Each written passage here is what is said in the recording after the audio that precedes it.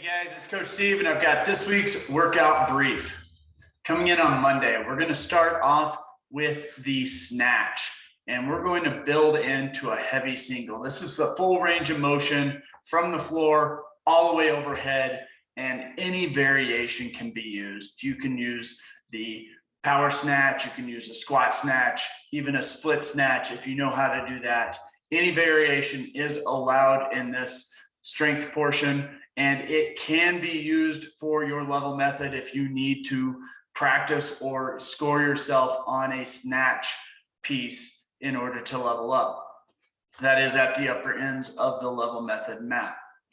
After that, we're going into 2 3-round pieces of the workout. So we're going to start off with 3 rounds of 10 power snatch and 12 bar facing burpees. Take a 3-minute rest. 3 rounds of 10 pull-ups and 12 bar facing burpees. And this should go relatively quickly. Those power snatch should be at a weight that you can do in 1 to 2 sets every single round. 12 bar facing burpees should be a number that you can push through at a pretty consistent pace. If you're not able to do that, scale those burpees down so that you can push. Realizing that a 3-minute rest will allow you to almost fully recover, not quite, but you should get mostly fully recovered for the second 3 rounds with slightly easier movements. Those 10 pull-ups ultimately should go pretty close to unbroken. And again, those 12 bar facing burpees should go fast. We're looking at a 12-minute cap here for this full thing. So we're really trying to push through this. This is what we want to call that high intensity interval, where we're going hard, taking a break, and then going hard again. On Tuesday, we're going to come in and it is all cardio. We're going to go for 100 calories or 80 calories for the females on the bike or rower, preferably the bike, 1 mile run, and then 2K on the rower.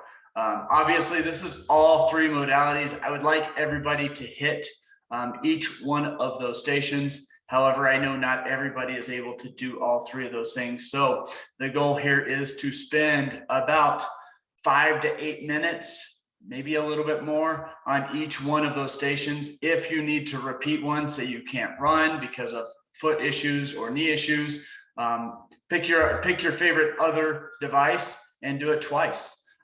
No issues there. And then going through this, the cap for this is 32 minutes.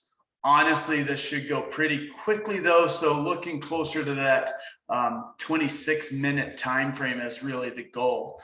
Afterwards, if there's time, we have a core cash out plan. On Wednesday, we're going to start off with the push press.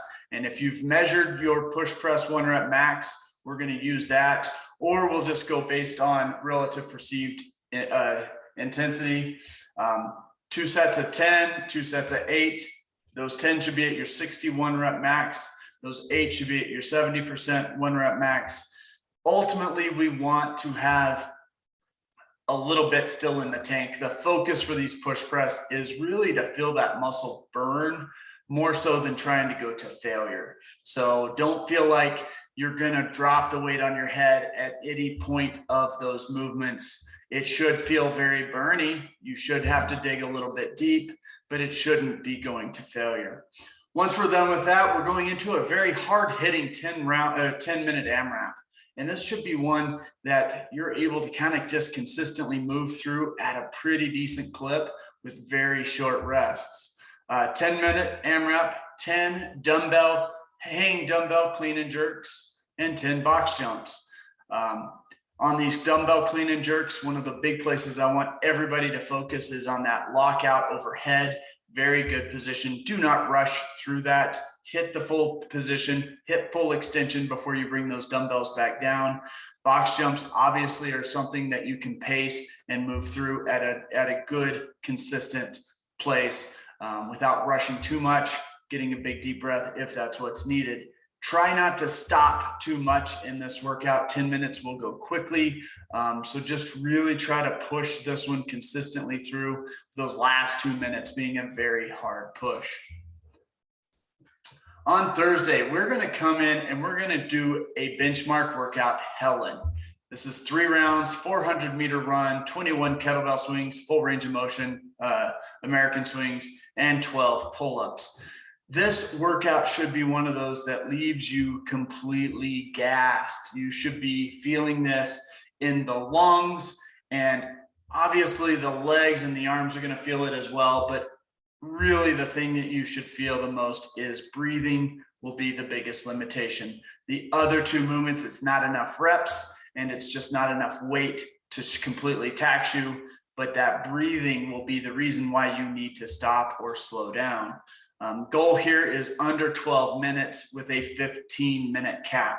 Afterwards, we have a cash out, kind of a bro session, pump session, whatever you want to call it. Pendlay rows, strict pull-ups, and hammer curls, really wanting to blow up that back and those biceps after doing Helen. That should feel like,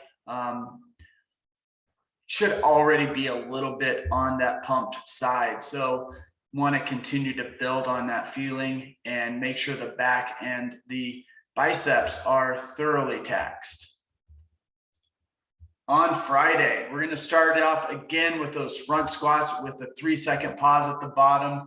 This time we're going for 4 sets of 3 reps, obviously heavier than last week. Keep track of that total load so that you can make sure you're increasing the weight each time. You will see this again. After that, we're going into a chipper, 100 double unders, 75 air squats, 50 sit-ups, 25 handstand push-ups, and then back up. 50 sit-ups, 75 air squats, and 100 double unders. This is one of those workouts, about 13 to 16 minutes is the goal. 18 minutes will be the cap. And this is one of those where you just need to chip away. Don't go out super hot, but don't go off lagging either. Those double unders should go fairly quickly. Those air squats should be at a moderately even pace. Something where you can get about 10 to 20 reps, shake it out, and then continue. Try not to languish on those too long. Sit-ups kind of the same way. Those handstand push-ups honestly should be in sets of 2 to 3, maybe even 4 if you're really struggling, but really shoot for 2 to 3 sets. And then back up, really just grinding through, going back up the chain. One of those that muscle fatigue will be the biggest thing. Do not hit failure. Stop with a few reps short, shake it out, but do not rest for a long period of time. On Saturday, we're going to start off with a 9-round EMOM of 5 power cleans. And the goal here isn't to go super heavy, but it is to build weight each round to something that's moderately challenging. I don't want anybody missing any reps during this EMOM. That's not the goal. This is practicing power cleans. Once we're done with that, we're going into decreasing reps for time, 30 deadlift, 1 mile run, 20 deadlift, half-mile run, 10 deadlift, quarter-mile run, with the goal here being about 18 to 22 minutes, 24-minute cap. And the big thing to stress on this is making sure that you're pacing that run well so that when you get back into the gym, you can go right to the bar and start accumulating reps. But on those deadlifts, you've got to use your core, you've got to brace really hard, and you've got to use that keister and those hamstrings to move that weight. You do not want to be using your back on this. You will feel it on the run, and those deadlifts will cave at some point. Be in good position, lift the deadlift. There should be no back pain when doing high rep deadlift.